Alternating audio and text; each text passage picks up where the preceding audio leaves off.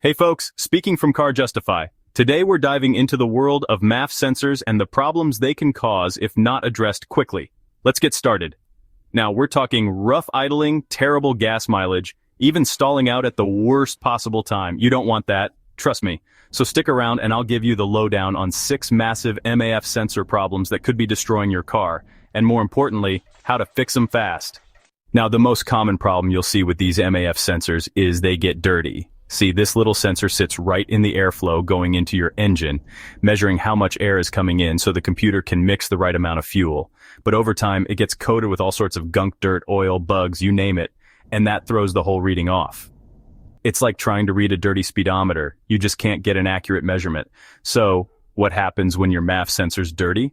Well, your engine might run rich, meaning it's getting too much fuel, which wastes gas and can even damage your catalytic converter. Or, it might run lean, not getting enough fuel, which can cause power loss, hesitation, and even engine damage in the long run. Neither one's good, right? The good news is, cleaning a MAF sensor is usually a pretty easy DIY job. You can pick up some MAF sensor cleaner at any auto parts store. Just make sure it's the right stuff, not just regular carburetor cleaner. Then, carefully remove the sensor, give it a good spray, let it dry completely, and put it back in. You'll be amazed at the difference it can make. Now, sometimes cleaning your MAF sensor just ain't gonna cut it. If that little sensor has gone bad, there's no bringing it back from the dead.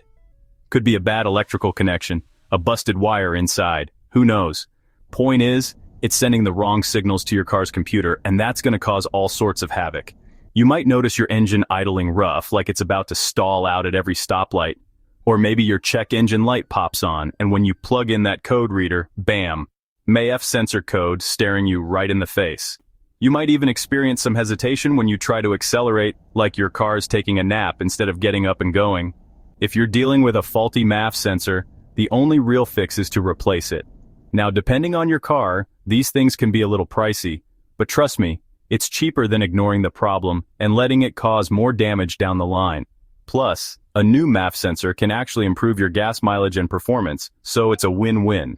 Now, here's a sneaky one for you. Sometimes it's not the MAF sensor itself that's the problem, but the wiring going to it. Over time, those wires can get brittle, corroded, or even chewed up by critters looking for a warm place to nest. And if that happens, well, your MAF sensor ain't going to be getting the right signals now, is it?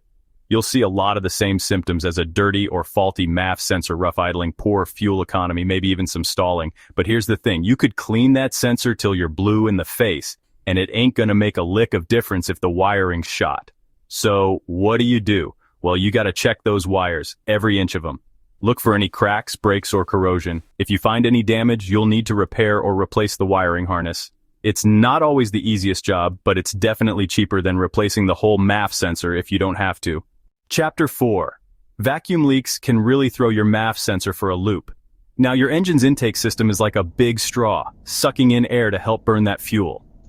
But if there's a leak in that straw, it's going to throw the whole system out of whack. And guess what? That includes your MAF sensor. See, that MAF sensor is carefully calibrated to measure the airflow coming through the intake. But if there's a vacuum leak, it's like poking a hole in that straw. The sensor's getting a reading, but it's not an accurate one because it's not accounting for all that extra air sneaking in through the leak. Vacuum leaks can cause all sorts of problems, from rough idling and poor acceleration to decreased fuel economy and even engine damage in severe cases. The good news is, finding and fixing vacuum leaks is usually a pretty straightforward process.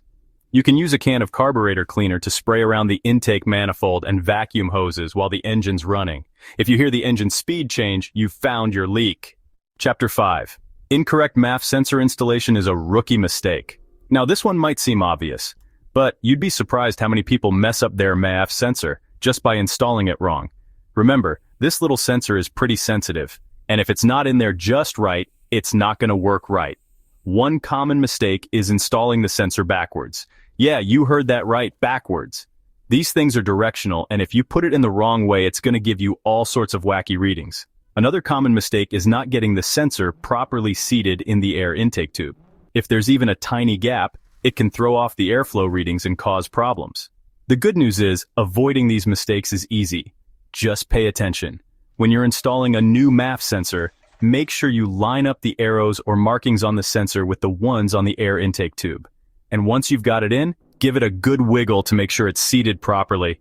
Trust me, Taking a few extra seconds to double-check your work can save you a lot of headaches down the road. Chapter 6.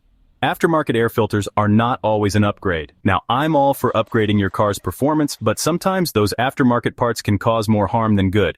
And one of the biggest culprits is aftermarket air filters. Now, I'm not saying all aftermarket air filters are bad, but some of them, especially those cheap ones, can actually mess with your MAF sensor. See, some aftermarket filters are designed to increase airflow, which sounds great in theory, right? More air, more power. But the problem is, they don't always filter the air as well as the original equipment manufacturer, OEM filter. And that means more dirt and debris can get through and coat your MAF sensor, throwing off its readings. Not only that, but some aftermarket filters can actually disrupt the airflow pattern going into the MAF sensor. This can cause turbulence, which makes it harder for the sensor to get an accurate reading. So, what's the solution? Well, if you're going to go with an aftermarket air filter, do your research and make sure you're getting a quality product. And if you're not sure, stick with the OEM filter. It might not be as flashy, but it's designed to work with your car's specific engine and MAF sensor. So there you have it, folks. Keep an eye on these MAF sensor problems to keep your car running smoothly. Remember, a little preventative maintenance goes a long way. Clean that MAF sensor regularly, check those wires, and if you suspect it's gone bad, don't wait to replace it. Trust me, your car will thank you for it. And hey, while you're at it, why not give this video a thumbs up and subscribe to my channel for more car repair tips and tricks. I'm here to help you keep your car running strong for years to come. This is Scotty Bryan, reminding you to stay safe out there on the road, and happy wrenching.